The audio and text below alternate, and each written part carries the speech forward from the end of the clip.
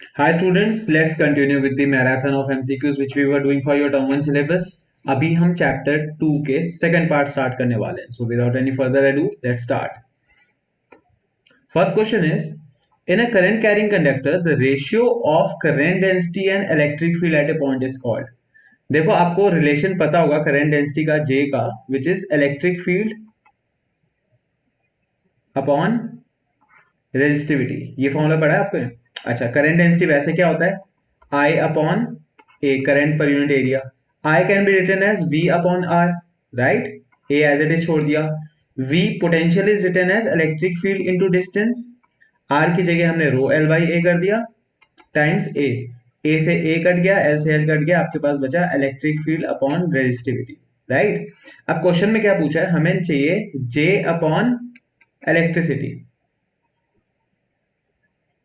J upon electric field, और this given equation के हिसाब से J अपॉन E की वैल्यू आ जाएगी 1 upon resistivity which is conductivity. So the answer would be D.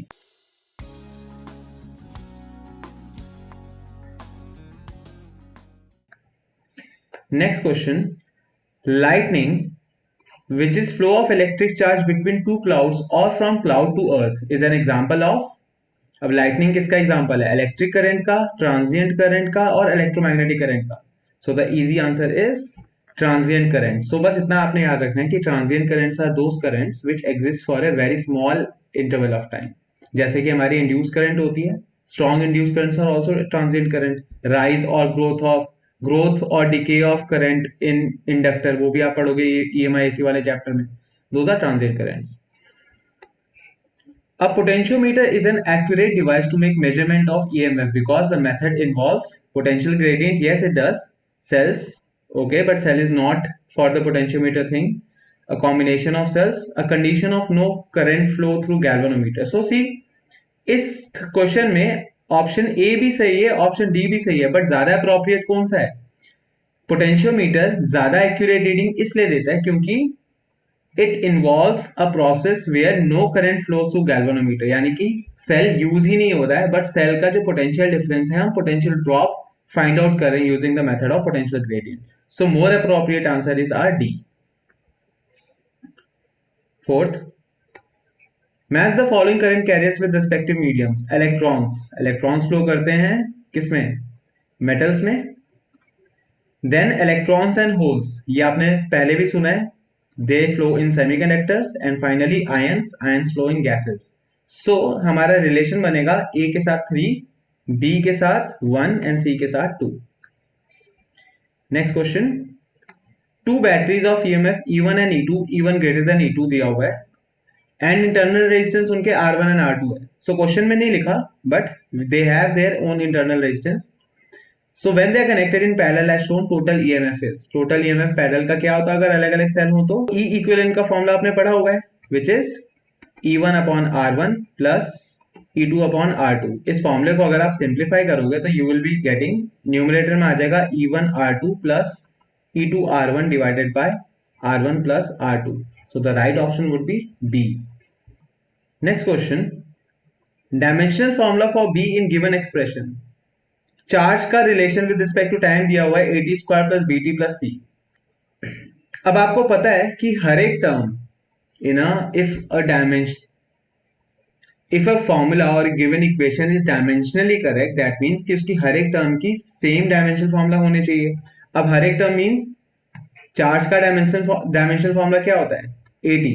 तो AT square वाली टर्म का भी यही होगा, BT वाली टर्म का भी यही होगा. तो BT का निकालते हैं, B का हमें नहीं पता, एज इट इज छोड़ दिया. T का डायमेंशनल फॉर्मूला T, तो दोनों साइड से T कैंसिल आउट हो गया और A is the dimensional formula of B. Easy question. Next, a resistance R to be measured using a meter bridge. Student chooses 100 ohm as the standard resistance. His null point reading is at L1 is equal to 2.9 centimeter. अब दोस्तों आपको पता है कि metre bridge कैसे काम करता है. मीटर ब्रिज में क्या होता है? हमारे पास एक मीटर की wire, that is the scale जिसपे हम अपनी रीडिंग नोट करते हैं. उसके बाद कनेक्शंस कहाँ बिल्डअप होते हैं? यहां से यहां तक. यहाँ पे एक अननोन रेजिस्टेंस R लगाते हो आप इसको X भी बोलते हो कई बार. दूसरा रेजिस्टेंस है हमारे पास Y, और उसके बाद कनेक्शन क्लोज कर दिया. सेल या पोटेंशियल सोर्स हम यहां से और यहां से भी लगा सकते हैं, और बुक्स में आपको ये डायग्राम मिला हुआ है ना, एक वेरिएबल वोल्टेज के साथ बैटरी के साथ ये कनेक्शन। अब where are third and fourth registers, एक गैल्वेनोमीटर के साथ जॉकी के थ्रू आप कनेक्ट करते हो, so this becomes your L1 and the other length becomes 100 minus L। So 100 minus L को कई बुक्स में L2 भी लिखा हुआ है, that's why I said L1। Now the point is 100 centimetre की वायर थी और इस स्टूडेंट को बैलेंसिंग लेंथ मिली सिर्फ 2.9 सेंटीमीटर की। तो व्हाट शुड हु तो what should he do to make sure कि इसकी रीडिंग ज्यादा आए, क्योंकि हम रेशियो जब लेंगे तो हमें किसका रेशियो लेना पड़ेगा, इस गिवन एक्सपेरिमेंट में 2.9 डिवाइडेड बाय 100 माइनस 2.9। रैदर कोई ऐसी ऐसी हमारी लेंथ आती, for example 30 upon 100 minus 30 which is 70, more appropriate है ना, हमें लेंथ ज्यादा चाहिए। सो उसके लिए इस सर्किट में क्या होना चाहिए था, जो स्टैंडर्ड रेजिस्टेंस यूज किया गया है नॉन रेजिस्टेंस, उसकी वैल्यू थोड़ी ज्यादा होनी चाहिए थी। सो ज्यादा वाला ऑप्शन कौन सा है, ही शुड, पहला option he should measure L1 more accurately ना, he should change S to 3 ohms, और कम कर दो, नहीं कम नहीं ज्यादा करना है, he should change S to 1000 ohms, that's the right answer.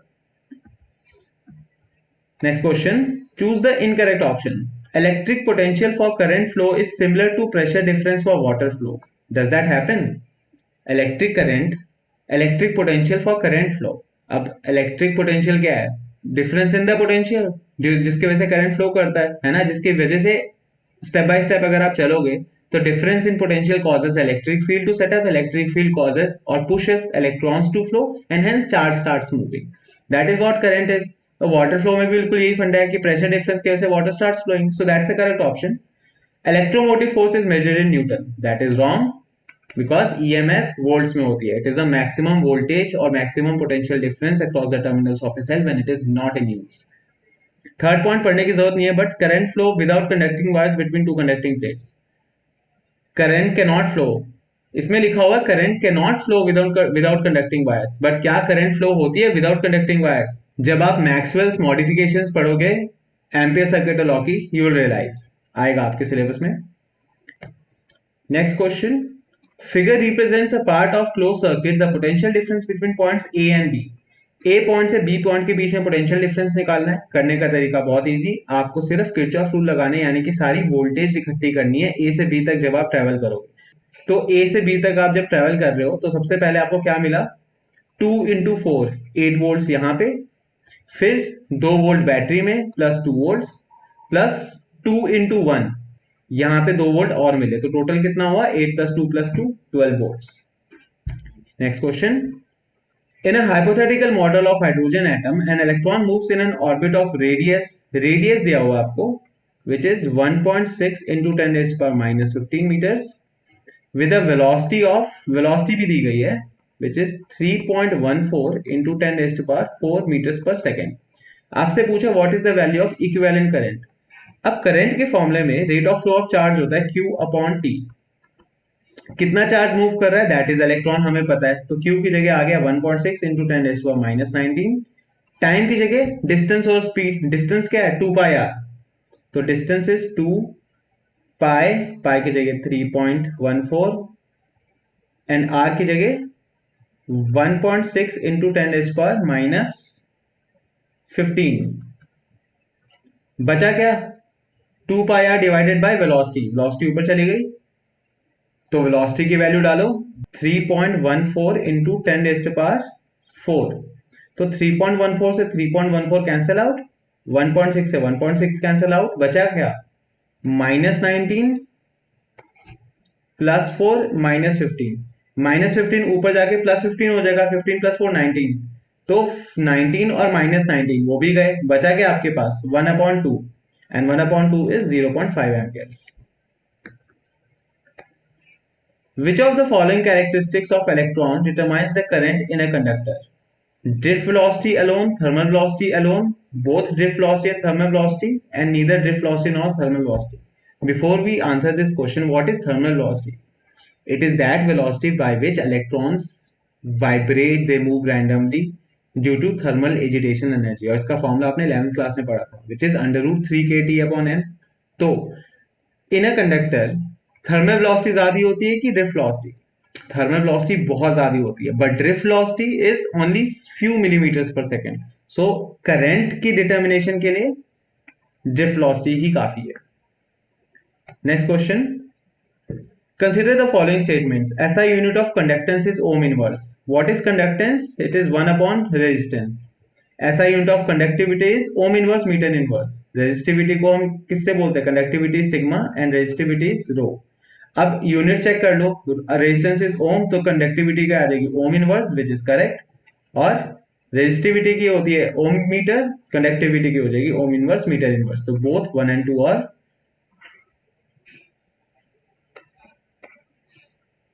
so both 1 and 2 are correct.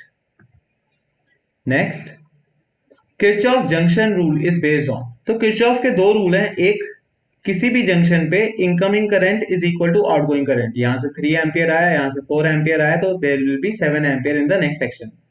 And the second rule is in a close loop all potential differences added up sums to zero. So sum of all EMF and potential drop in a closed loop is zero. That was second law or voltage rule or loop rule.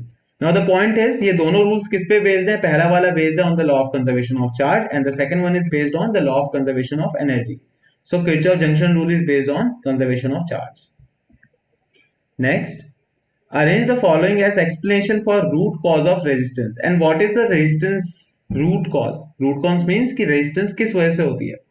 तो हमें दो तीन facts पता है, jumble order में placed हैं, which are electrostatic force causing movement in electrons, collision with atoms causing random motion, vibration of electrons due to thermal agitation energy. तो सबसे पहले इलेक्ट्रॉन्स के पास क्या होता है? सबसे पहले होता है वाइब्रेशंस ऑलरेडी होती है उनके पास due to thermal agitation energy, but due to electrostatic force एक फील्ड सेटअप होती है जिसकी वजह से इलेक्ट्रॉन्स मूव करना स्टार्ट करते हैं, राइट। तो सबसे पहले आया सी, फिर आया ए, मूवमेंट की वजह से they are further colliding with ions walls of the conductor and that is what B is. So the order will be C A B.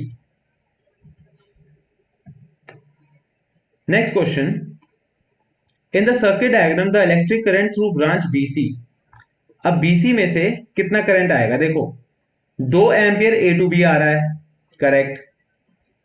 -2 ampere B to D जा रहा है। -2 एम्पियर का मतलब क्या हुआ कि 2 amperes is coming inwards, this is what -2 ampere going outward means. सो दोनों इनकमिंग करंट्स है, दोनों ऐड अप हो जाएंगे and they will make 4 amperes and that is our answer. Next, a conductor having electric field strength 6 into 10 raised to the minus 3 and drift velocity 6 into 10 raised to the minus 4 meter per second has a mobility of. Now what is mobility? The formula of mobility is drift velocity per unit electric field. तो यहाँ पे drift velocity है हमारे पास 6 into 10 raised to the minus 4 and electric field is 6 into 10 raised to the minus 3. Cancel out करके we are left with 10 raised to the minus 1 and that will be our answer. Drift velocity Vd varies as electric field as per the relation. अब drift velocity का electric field के साथ क्या relation होगा? Okay, drift velocity is E upon m tau, where E is the electronic charge, capital E is the electric field, tau is the average relaxation time, and m is the mass. So direct proportionally आ गया यहाँ पे, Vd is directly proportional to electric field. Our option would be A. VI graph for copper is shown. Which part of the graph shows non-ohmic behavior? दोस्तों, copper non ohmic behaviour क्यों देगा? Copper तो conductor है। होता ये है कि जब आप किसी कंडक्टर से करंट काफी देर तक फ्लो करवाते हो तो due to resistance effect heating effect starts happening और हीट के वजह से टेम्परेचर चेंज हो जाता है। With change in temperature conductor की रेजिस्टेंस भी चेंज हो जाती है। So if a conductor, if a thick conductor especially is used for a very prolonged period of time, what happens? उसकी temperature बढ़ जाएगा, hence उसकी resistance भी बढ़ जाएगी। That is why in the last video I explained you the concept of alloys कि alloys का temperature coefficient of resistance बहुत कम होता है and that is why standard resistor alloy से बनाते हैं। So what is non-ohmic behavior? Non-ohmic behavior is not following the straight line, directly proportional खत्म हो गया और वो हमें दिख रहा है BC में, वहां पे कर्व है, तो that is the answer. Electric current through resistance 4 ohm in the given circuit. तो यहाँ पे है हमारे पास 4 ओम और यहाँ से कितना करंट पास हो रहा है हमें ये देखना है। हमें ये पता चला कि 5 एम्पियर तो यहाँ से आ रहा है और 2 एम्पियर 5 एम्पियर में से निकल गया, that means remaining 3 ampere is flowing through 4 ampere 4 ohms. So easy question, 3 amperes. Next, current flowing through the circuit is, and what is current? Current is total voltage upon total resistance. Total voltage is 5. अब total resistance कितनी है यहाँ पे 10 और 10 series में 20 हो गए, and then ये 20 और ये 20 पैरेलल में, तो उनका आंसर 10 हो गया. तो total resistance is 10. 5 on 10 is 1.2 which is 0.5 amperes. Two wires of same material have length L and 2L and cross sectional area 4A and A. The ratio of their specific resistance. पर बेटा specific resistance length और area पे depend ही नहीं करती, वो सिर्फ nature of material पे depend करती है, और मटेरियल दोनों का सेम है, जिसके वजह से दोनों की स्पेसिफिक रेजिस्टेंस सेम होगी और आंसर आएगा 1:1. Resistance of the circuit across O A. O centre पे है और ए सर्कमफ्रेंस पे है. अब इस सर्किट में ये चारों रेजिस्टर्स पैरेलल में है. आप में से जिसको पता है इसको सॉल्व किया हुआ प्रैक्टिस की हुई है, ठीक है, नहीं पता सुनो. ओ पॉइंट को पकड़ो और ऐसे ऊपर उठा लो, तो आपके पास बचेगा क्या, एक कोनिकल सेक्शन सा जिसमें नीचे सर्कमफ्रेंस है. अब सर्कमफ्रेंस में कुछ भी नहीं है, there is not a single component, कोई रेजिस्टर नहीं लगा. जहां पे ब्लैंक वायर्स होती है, खाली वायर्स, उनको हम शॉर्ट कर सकते हैं. शॉर्ट करने का मतलब उसका छोटा करते जाओ जब तक वो पूरी पॉइंट नहीं बन जाती. तो आपका स्ट्रक्चर कैसे हुआ, ऊपर से एक पॉइंट जिससे 4 रेजिस्टर स्टार्ट हुए 4 ओम के और नीचे चारों जुड़ गए, that means 4 R in parallel, and parallel में आंसर आ जाएगा 4R/4 which is R. Next question.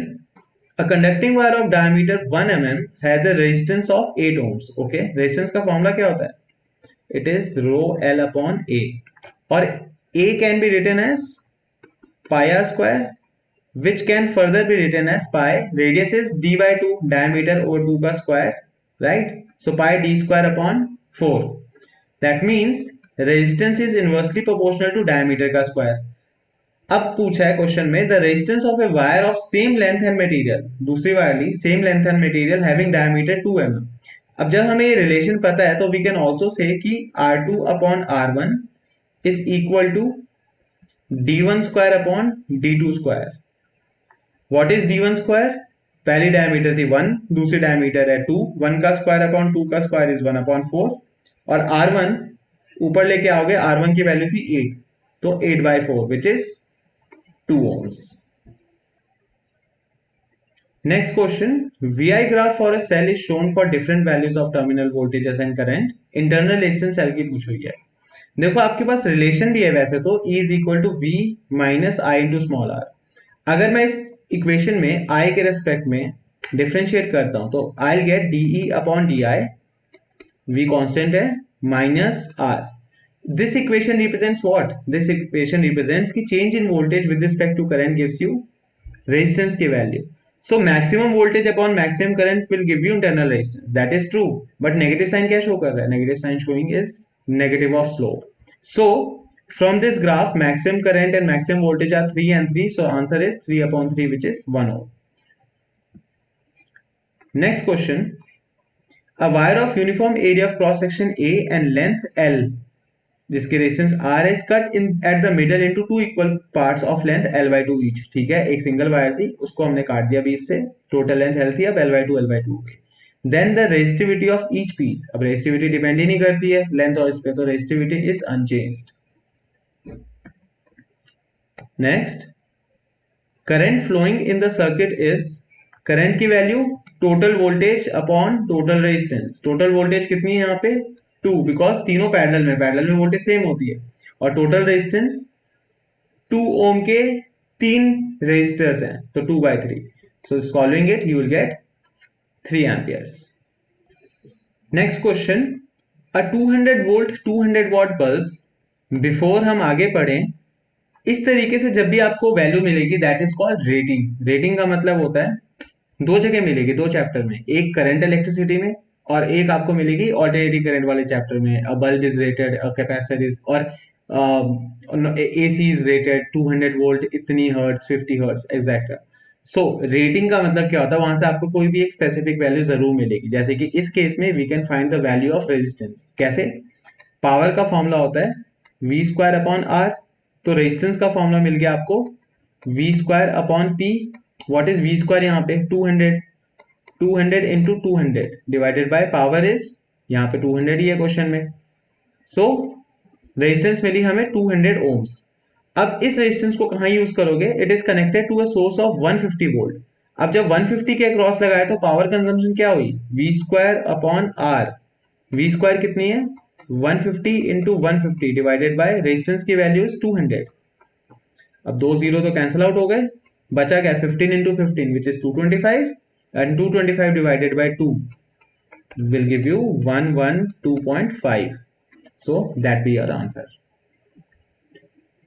Next, efficiency of a source or battery when it is delivering maximum power. बेटा ये बात याद कर लो, this a very important point. Efficiency maximum होती है जब 50% पावर आउटपुट होता है, ऐसे याद रखना, ठीक है। मैक्सिमम पावर 50% एफिशिएंसी पे चलेगी।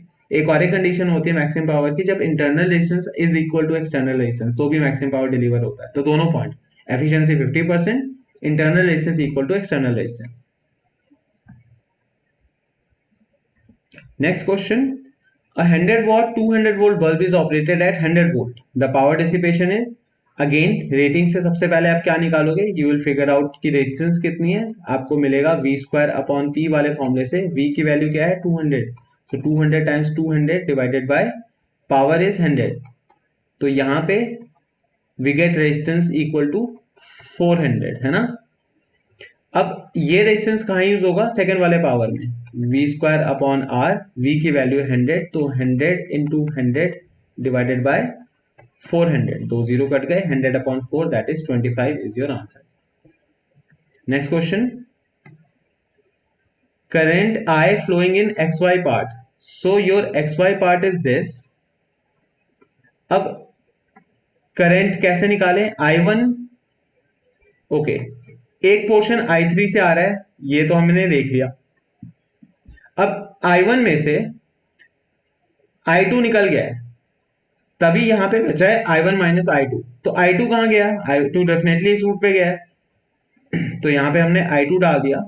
अब एक तरफ से I2 आ रहा है और एक तरफ से I3 आ रहा है, तो दैट मीन्स एक्स पॉइंट पे दोनों चीज ऐड हो जाएंगे और आपको मिलेगा I2 plus I3। So the correct option would be C.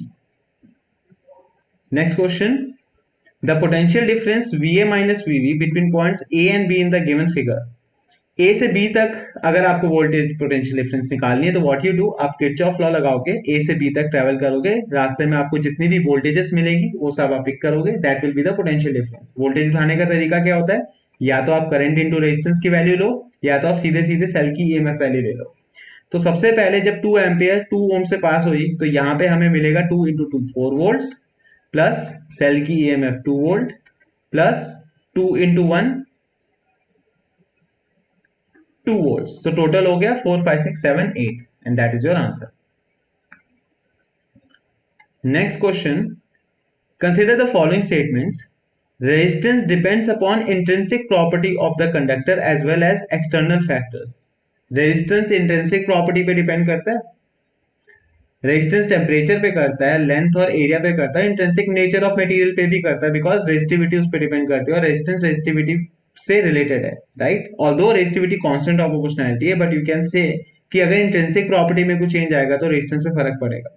Now also another way of saying it, temperature is sum of what, total kinetic energy of particles of a body. ये आपने 11th thermodynamics में पढ़ा था कि temperature is sum of total vibrational translational rotational motion of all the particles, है ना। Heat energy ऐसे calculate हुई थी। चलो इतनी डिटेल में नहीं जा रहे, सिंपली रेजिस्टेंस इंट्रिंसिक प्रॉपर्टी पे और एक्सटर्नल फैक्टर्स पे भी डिपेंड करता है। एक्सटर्नल फैक्टर्स लाइक टेम्परेचर बढ़ गया तो रेजिस्टेंस चेंज हो जाएगी।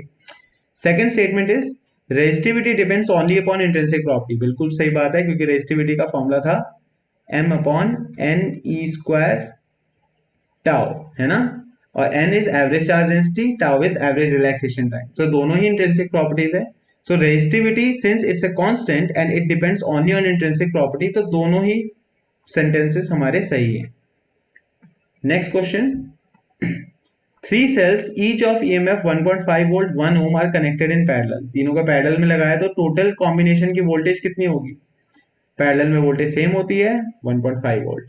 अगर अलग अलग होंगे तो फिर हम उसके लिए वो वाला फॉर्मूला लगाएंगे, E1 upon R1 plus E2 upon R2, that will give us E equivalent. Next question, On increasing the temperature, relaxation time of electrons in a metallic current decreases. This statement is true or false? This statement is true. Relaxation time which is tau किस पे depend करता है? छोड़ो, क्या होता क्या है?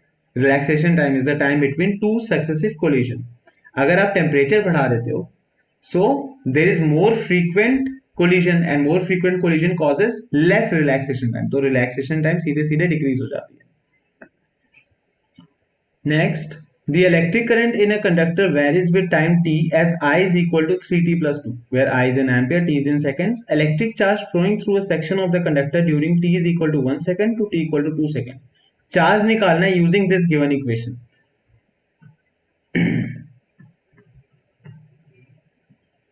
Let's write down this equation. I is equal to 3t plus 2. अब चार्ज कैसे निकालेंगे? चार्ज का फॉर्मूला होता है, चार्ज का छोड़ो, करंट के फॉर्मूले से स्टार्ट करते हैं, Q अपॉन टी, और small charge in small time के लिए dQ अपॉन dt. इससे हमें ये पता चला कि dQ will be equal to I dt. अब dQ से अगर आपको टोटल चार्ज Q निकालना है तो आपको इंटीग्रेट करना पड़ेगा, तो इस साइड में इंटीग्रेशन आ जाएगी. दैट मीन्स यहां से टोटल चार्ज निकालने के लिए you do integration of I dt. कहां से कहां तक? विद इन गिवन लिमिट्स, और इस क्वेश्चन में हमें लिमिट्स दी हुई है 1 से लेकर 2 सेकंड तक. अब वैल्यूज पुट करते हैं. I की जगह 3t प्लस 2 dt 1 से लेकर 2 तक, this is 3t dt plus 2 dt का इंटीग्रेशन सेपरेटली कर लो 1 से 2 तक. यहां पे क्या मिला? पहली टर्म मिली, इसको हम डायरेक्टली भी लिख सकते थे वैसे. 3t plus 2 becomes 3t square by 2 plus 2t, ऐसे भी लिख सकते थे. और अब यहां से लिखोगे तो 3t स्क्वायर बाई 2 एक टर्म प्लस 2t दूसरे टर्म, दोनों में 1 से लेके 2 तक की लिमिट्स लगाओगे अलग अलग. सो रेदर देन दो अलग अलग टर्म आपको शॉर्टकट में करना है तो आप सिंगल टाइम लगा के पावर लगा दो, यानी कि उसकी लिमिट्स. अब 3t स्क्वायर बाई 2, t की जगह एक बार अपर लिमिट, t की जगह 2 पुट होगा तो क्या हो जाएगा? 3 upon 2 into 2 square which is 4 plus 2 into 2 which is 4. ये हो गई upper limit. Minus lower limit के लिए t की जगह 1 पुट कर रहे हो तो 3 बाई 2 प्लस 2. ये वैल्यू क्या बनी?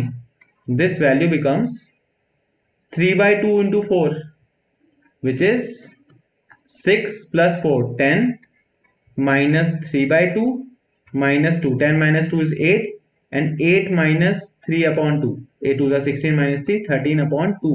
So 13 upon 2 coulombs would be what? Would be 6.5.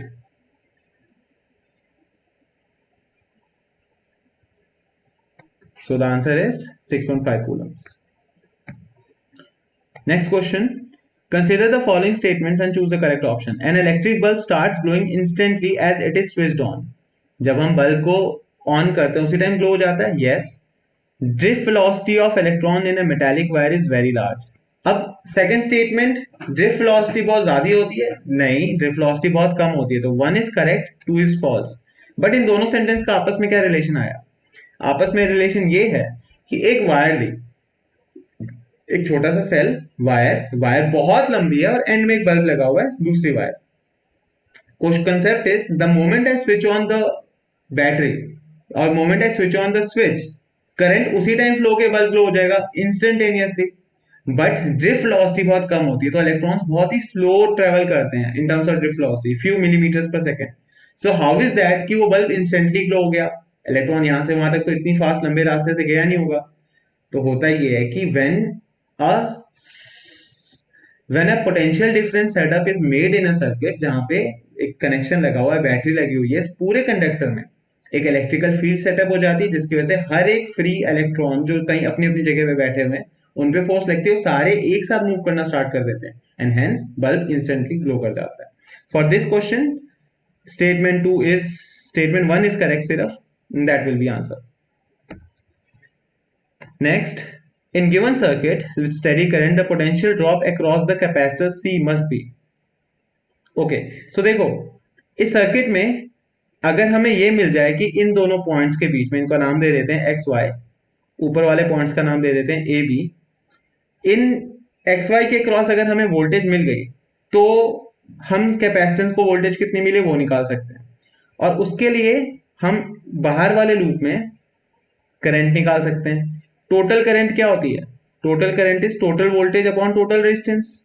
अब टोटल वोल्टेज है सर्किट में V, और 2V का रिजल्टेंट क्या आया? ये कैसे पता चलता है कि 3V लेना है या V लेना है? इसमें 3V होगा, चेक करो, नेगेटिव पॉजिटिव नेगेटिव पॉजिटिव। सो जब बैटरीज इस तरीके से कनेक्टेड होती हैं, सो हम सारे को ऐड कर देते हैं, राइट? और अगर इस तरीके से कनेक्टेड होती है तो हम इनको सब्ट्रैक्ट कर देते हैं।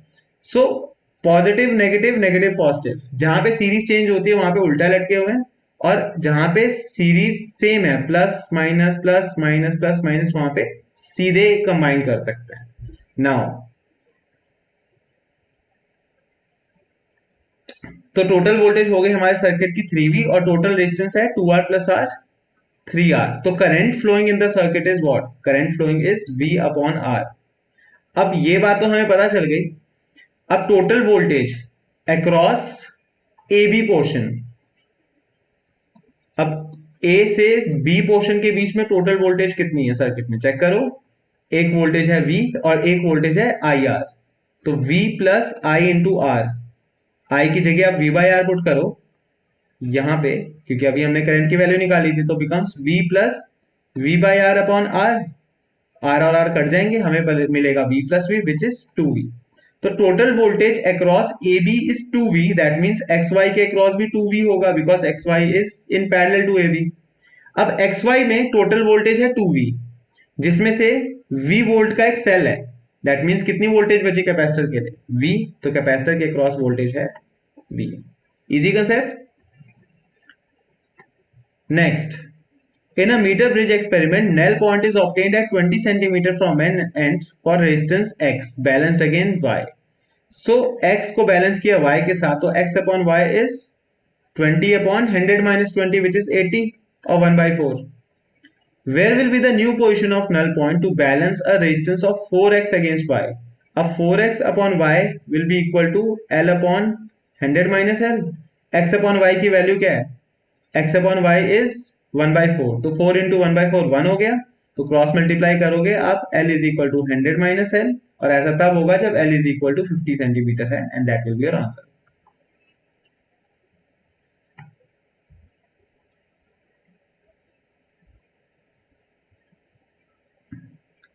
Next question, in the circuit the galvanometer shows zero deflection. इस गैल्वेनोमीटर की डिफ्लेक्शन जीरो है, दैट मीन्स इस पोर्शन में कोई भी करंट फ्लो नहीं कर रही, यहाँ पे करंट जीरो है। तो करंट फ्लो कहां कर रही होगी? Current will be flowing in this portion only, है ना? Okay okay. अब यहां पे कितनी करंट फ्लो कर रही है हमें कैसे पता चलेगा?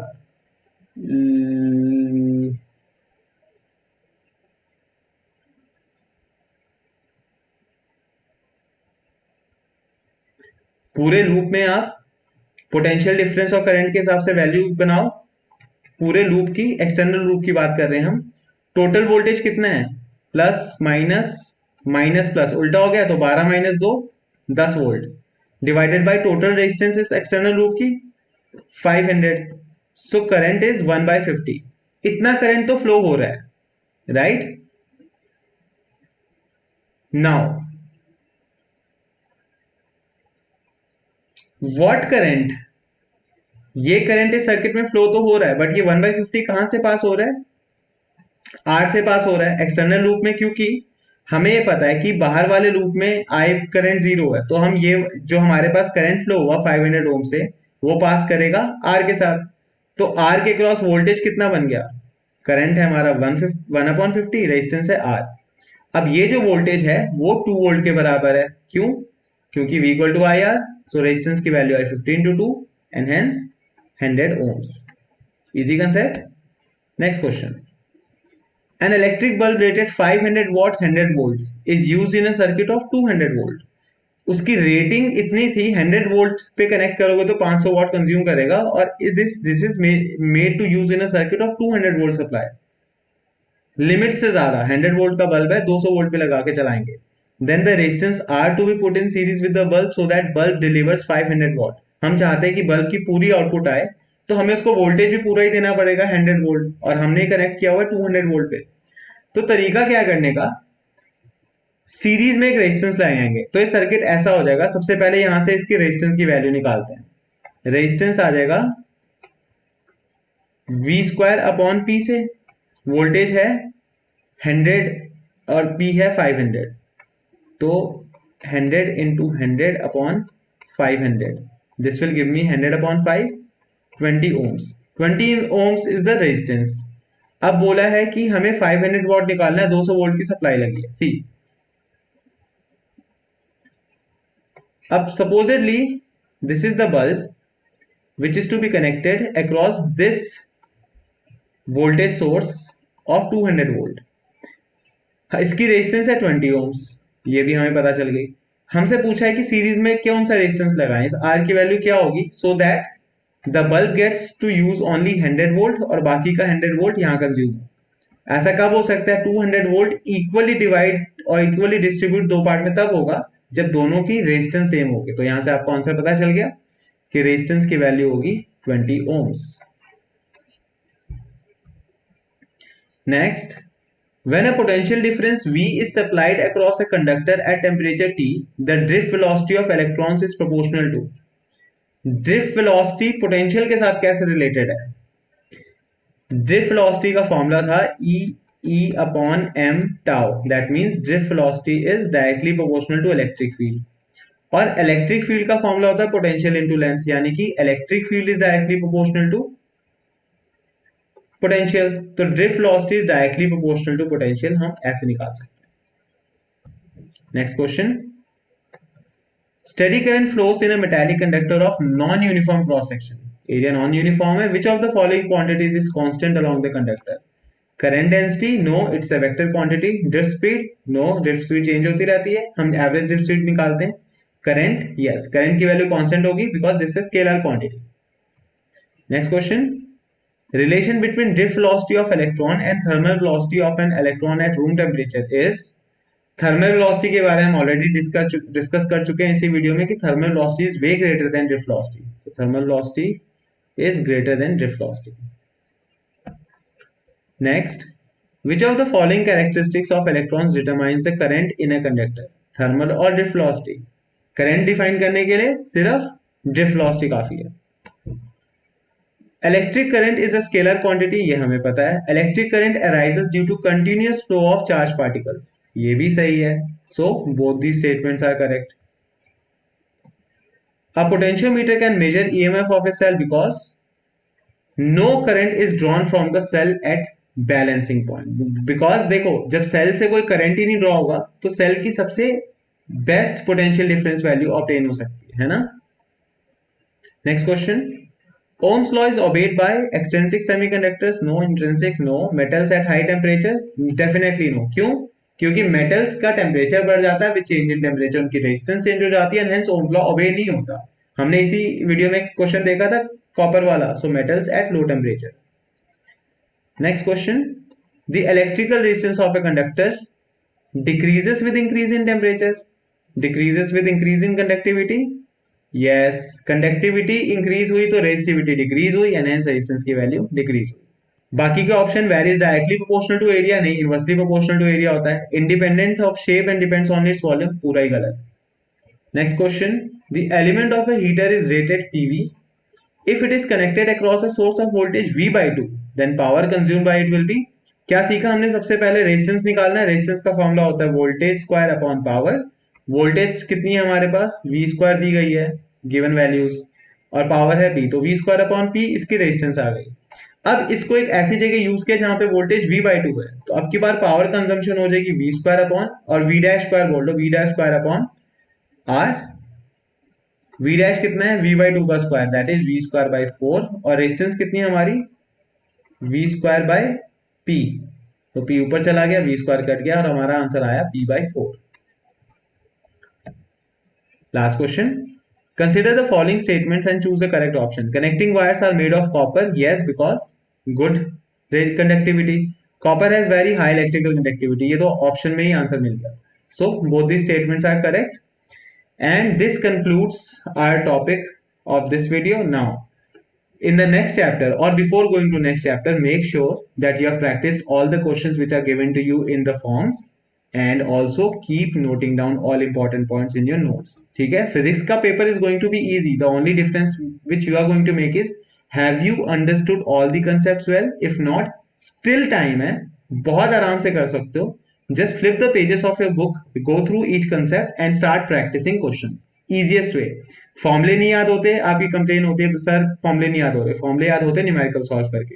कंसेप्ट नहीं समझ में आया कि फॉर्मुले को कैसे लगाना है, वो आ जाएगा, थोड़ी सी प्रैक्टिस करो. डन.